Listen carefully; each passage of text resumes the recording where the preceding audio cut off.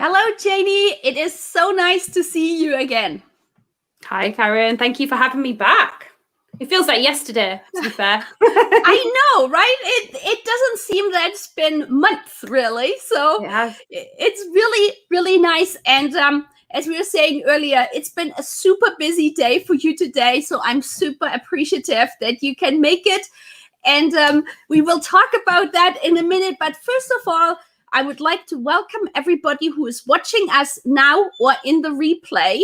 And for people who do not know you yet and your work, Cheney, could you just introduce yourself with 5 facts, please, like the working out loud method? Yeah, sure. So I'm Cheney Hamilton. I'm the CEO and founder of findyourflex.co.uk, Mummy Jobs and Daddy Jobs. We are a flexible working career network. We do research, consultancy now. We just seem to be doing so much stuff in the future of workspace, and that's something that is really exciting for me, and it really, really drives me and my passion. So that's one thing, I guess. The next thing, I was Daily Telegraph Junior Golf Champion in 1996. So that's going back a ways. And I haven't picked up a golf club for a long time, but it's something that I did used to enjoy. My favourite movie is The Sound of Music. Does that age me? Does that date me? Love that. It's not Christmas without The Sound of Music. I have 3 children, aged 6, 4 and 2. And they are the reason why I left Fleet Street, why I left a 6-figure salary and set up my company, and now barely earn £1,000 a month. But it's one of those things that, we have to do it at some point in our lives, or we'll regret it. And number 5, I can't cook. My husband is an amazing cook, which saves me and the children from having diabolical dinners every day. And hopefully that's enough about me. Thank you so much, Cheney. That's awesome. And now, as we just said, it's been such a busy day. Could you maybe share what you've been up to since we last talked? What has happened? I mean, if you want to start with today, because it's been amazing. Today has been busy. We've recorded our first 2 podcasts of our upcoming #TalkingFlex series. We're doing 6 that are candidate focused, and 6, and I'm going to say thought leadership, but it's not, it's thought action, because we're sick of the leadership now. It's time to act. So that's kind of what we're doing. So today were 2 of the candidate ones. I got to speak to some amazing people. Sarah Hutchin at Court Brasserie. I got to speak to Adrian at Hirefall. I got to speak to Matthew at Corvia. Rebecca, who is one of our career coaches, and Di Keller, who is an amazing lady, one of our HR power specialists, and she's a big diversity inclusion lead. And we were talking transferable skills, which is really, really important in the current climate, and with a lot of people about to lose their jobs over the new I don't know if it's the same in Canada, but in the UK, the government have legislated that for certain industries, it's no jab, no job. So come September the 13th, there's going to be a lot of people leaving the healthcare sector who don't want to get vaccinated and therefore have to reskill into another industry, because there's not going to be any other job for them in healthcare that they can do without being vaccinated. So we've been talking a lot about transferable skills and what industries, how to find them and understand them, and write a skills-based CV versus a chronological one. So that was one, which is a big one on its own. But then we moved in the afternoon to ATS systems, which, again, candidates don't really seem to be aware that they're playing a big part in their lives at the minute. So that means applicant tracking systems, just to get rid of the lingo.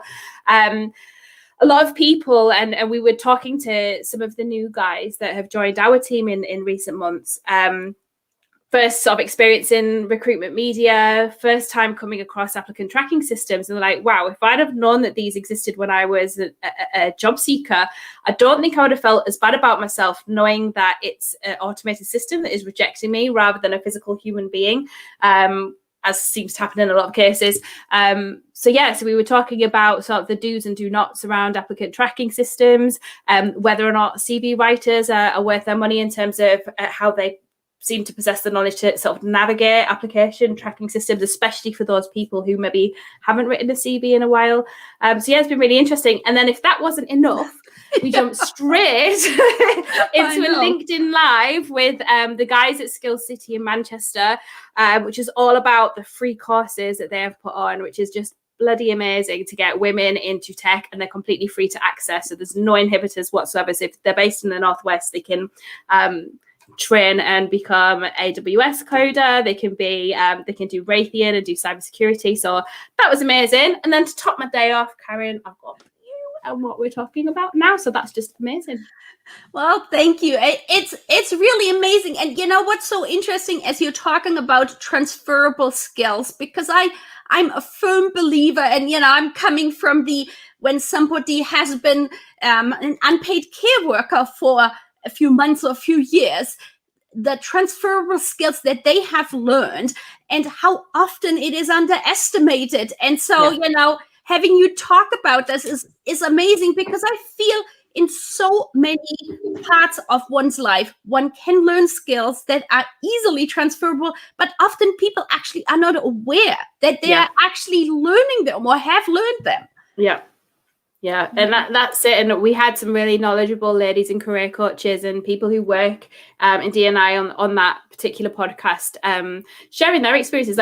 So for example, my marketing director for Find Your Flex is a career transitioner. So she was a midwife. She is now a director of marketing, and she did that in her mid-30s. And I just think what we kind of got to was there's no age limit, there's no barrier to learning, there's no barrier to where you can move your skills from and to. It's just about, I guess, unlocking your confidence and picking out actually what can I do? What do I actually do well? And not just that, what do I want to do in my next job? Because there might be some stuff that you do as a skill in your current job that actually you might be able to do it, but you don't enjoy it, and you want to take that with you into your next role. So really interesting topics in terms of how we transition out of COVID-19 and either head back to work or potentially into a new job, or maybe completely decide to go freelance. So interesting times. Yeah. And then, in that same area, you have recently started, there is the returnship that you are partnered with Wells Fargo. If you wanted to share about this, because I thought that was amazing. I mean, it all fits.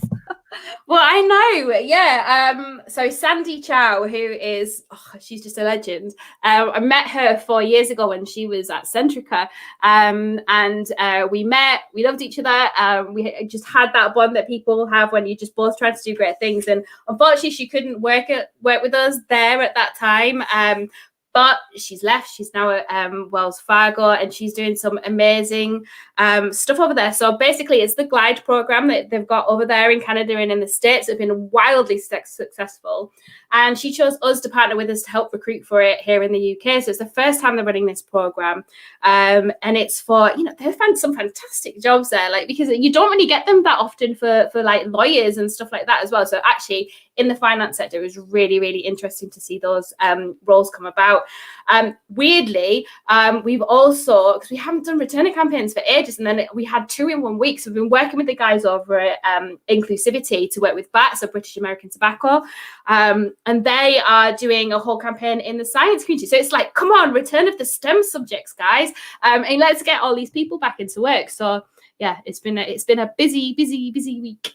Yes. Some amazing opportunities on the platform at the minute. And then one other aspect of your platform, the Apprentice Hub. Could you talk a little bit about that, please? Yeah, I think it's really weird because it's become the Apprentice Hub.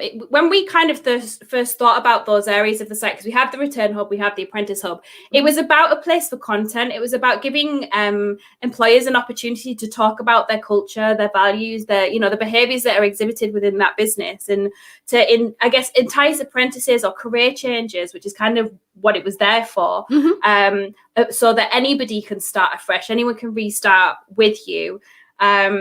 Of any age, and actually have an opportunity to get to know you as a company before you start applying for these apprenticeship roles. So that was kind of why we set up the Apprenticeship Hub. So it's not just about early careers, it's about how people transition. So again, using those transferable skills, right, and giving people the opportunity to understand more about the business and the environment that they're potentially going to be going into, because obviously there's a lot of industries that might be completely wildly different from what the behaviors are in other industries. So it's just to give them another opportunity to you know, promote with video or editorial or imagery or case studies or, you know, candidate testimonials of people who've traversed that divide before. A place to really share outside of a bog standard job description. Yes, and so I recently read that in the UK there is now the proposal of the T levels, like in between, right? There's A levels, there is GCSE, and then there are the T levels. And my impression is that fits into with the apprenticeship, because you do a special how do you call it? Like work placement. Right, exactly. Right. Yeah. So yeah, I think it's weird, isn't it? Because I think when I was a uni student, a lot of people did those. It was called a sandwich course. So it was you did your 3 years. It was 3, but it was 4 years. So you had 4 years, but 1 year was out actually doing a work placement for a year. But then they kind of fell out of favor, and a lot of people didn't do them anymore. But actually, I think what a lot of graduates have found over the last 10 years is when they're leaving, they've got no work experience. So they're really finding it hard to break into the careers that they want to get. So maybe these T courses, you've got one on me there because I've not even heard of them. I'm assuming that's why they're bringing these back into play, so that people who do want to carry on their education also get some work experience at the same time, which is not a bad idea, because, you know, I think as an employer and as a manager of teams, you know, some of the grads that I've managed and come out, the expectation has been to be at management level within 6 months of joining the team, but actually they've not got a starting block. They've not had any work experience. So I felt like they were coming out of university, and the universities were giving them false expectations of where they should be within a given timeline. And there's obviously certain industries, tech, for example, where you can, you know, rise so quickly. But in terms of media, in terms of marketing, it's their knowledge-based roles, and it takes a while to understand what it is you're doing and why you're doing it. So, you know, that even coming out with the head start of a degree doesn't mean you're on the management track, well, it could mean you're on the management track, but it doesn't mean you're going to get there in 6 months' time. So, I think any kind of course that comes into play where they're learning and they get to study to get work experience at the same time is you know, brilliant in my book. Yeah. And, you know, as you're mentioning this, it's a perfect segue to job sharing, because ultimately what you just described is, to me, one of the things I love so much about job sharing. You have people who have maybe intergenerational knowledge or experience. So somebody might be more tech knowledgeable, but might not have the life experience. And so being put together with somebody who might be more experienced, but you know, either is planning to retire at some point, or simply, you know, has other things in their life. Almost like a mentoring job share program. So my business partner Richard owns a company called Allied Worldwide, and that's exactly what they do with their tech team. So they pair them up. So you've got a senior and a junior. So the junior is doing the day-to-day. The senior gets brought in when you know, problems happen or anything like that, and it needs to be sort of stepped up. But all that time, that junior is learning off the senior, and it's such a great way to bring people on, and especially where there's big skills-based like areas of the country at the minute where there's just nobody available to do these jobs. And, you know, the top end, they're coming out, and there's nothing going back in at the bottom to sort of get people up to where they need to be. Yeah.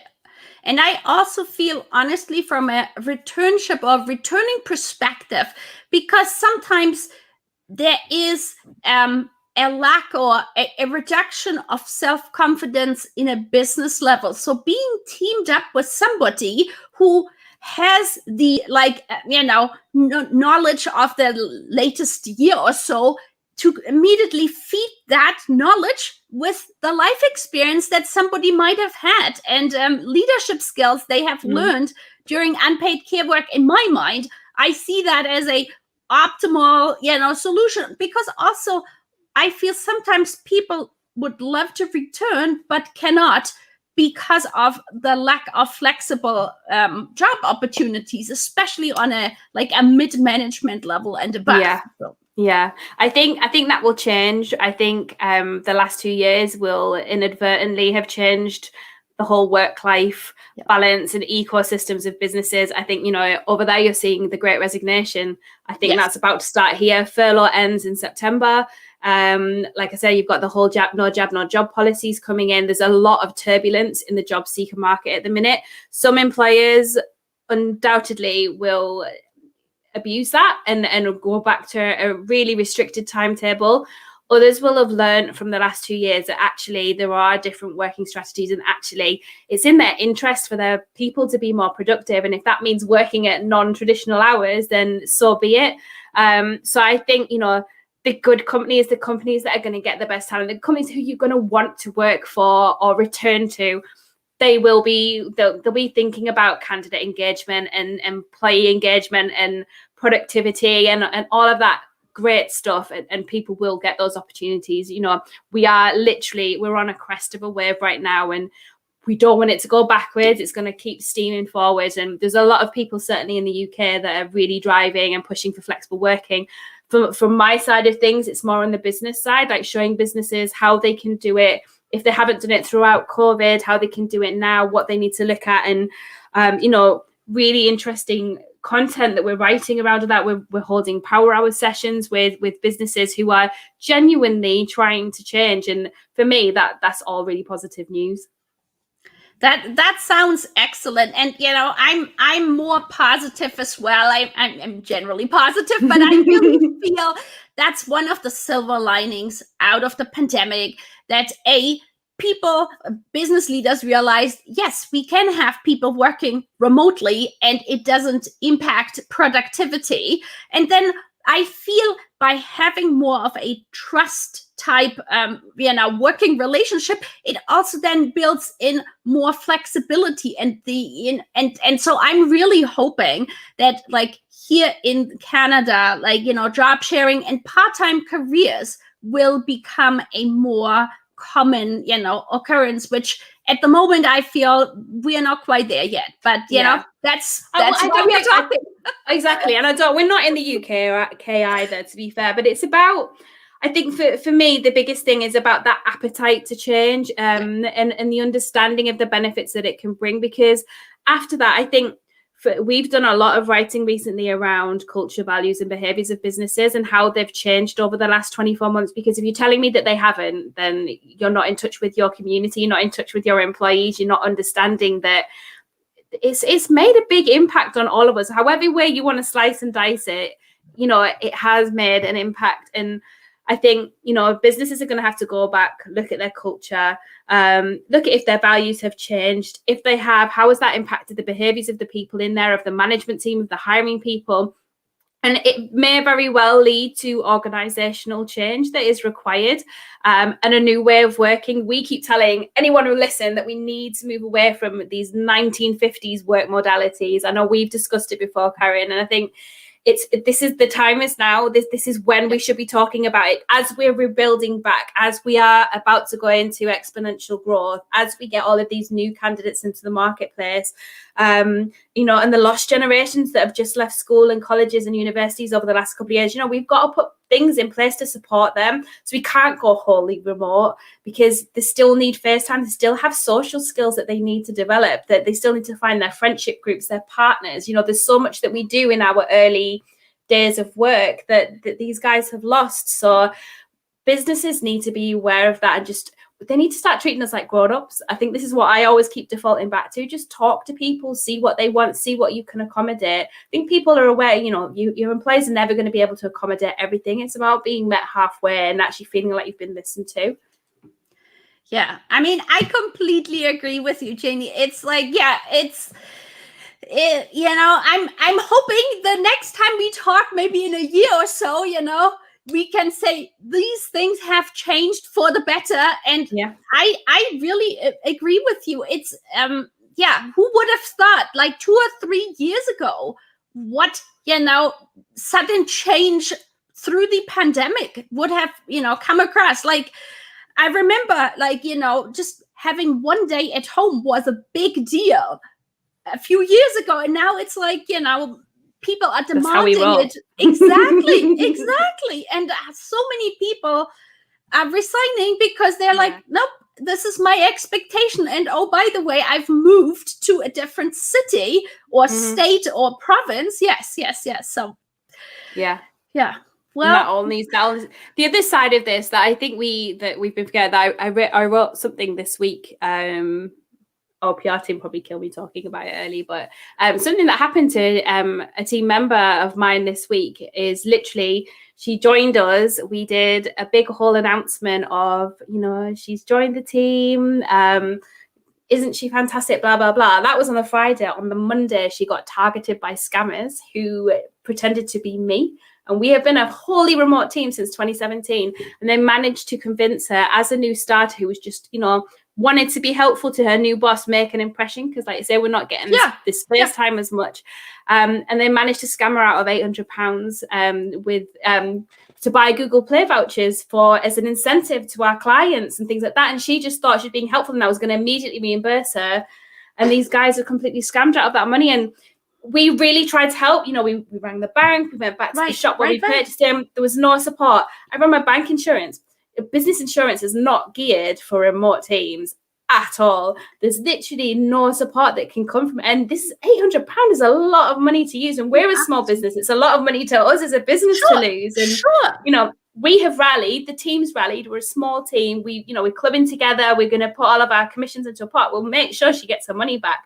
But that's not our responsibility. We pay business insurance for a reason. Big business and multi-billion-pound companies that should be doing more to protect people in their shops that are buying stuff and that are at risk from scammers. So I think there's a whole big piece of work to help protect and safeguard remote workers as well. I'm ever learning, like I say, 4 years into being a remote team, and it's just one of these things where it's stuff that employers need to think about. And when we're talking about engagement and making sure people are safe, we've had previous experiences.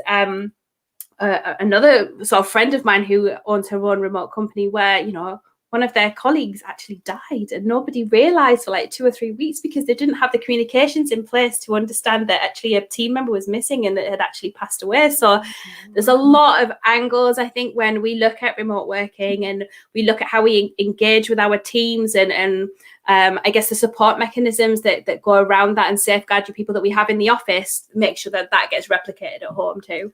Yeah, I mean, absolutely. It's one of the things I wanted to say about that was people moving to different areas, whether it's a different province, state, or country, just from also a tax perspective, social security, that all of this I feel is right now probably quite complicated or more complicated than people imagine. But I imagine the more people you have doing this, it will become, more streamlined, simply because, if it's becoming the norm that you are, I don't know, living in, I'm making this up, Hawaii, and you're working somewhere in Europe, right? Yeah. But I mean, to your point, from a safety perspective, I mean, I hadn't even thought about this, what you said just now. Yeah, absolutely. And I feel, so, one of the big aspects of bigger, senior leaders saying we need to come back to the workplace is to have company culture. But really the question is, how can you create company culture being remote? What kind of mechanisms, because we've got an amazing company culture. In fact, if we didn't have the culture that we had, my new starter wouldn't have been due, because she would never, if it was me working for one of my old bosses who asked me to go out and put £800 on my own personal card, I'd be like, you're transferring me the money first so you can give me a business card and I'll go and do that for you. I wouldn't have paid for it out of my pocket. So somebody's preyed on our company culture to, get somebody to do something that they thought I was asking them to do. And, it made us all feel sick that actually something that we're really, really proud of as a company had been abused in that way. So, I think, the culture are the people at the end of the day. And that's what I'm saying. There'll be a disconnect right now because they won't be singing the same hymn sheet. And that's why we need to be talking to our staff. We need to be talking to the leadership and making sure everybody's kind of where they need to be and understands that, that company culture may have shifted over the last sort of 12 to 18 months. Yeah. Well, it's so nice talking to you, Cheney. And it's I can't wait to talk to you again in a year or so and just find out, what more things have happened. And, yeah, I'm definitely feeling quite positive about the future. So, and thank you so much for sharing all the updates you have had. Thank you. Thank you for having me. I'm really excited about the future of work. There's so many good things coming down the road. So yeah, I'd love to come back and talk to you about it again. That sounds great. Yes. Goodbye. Bye, Karen.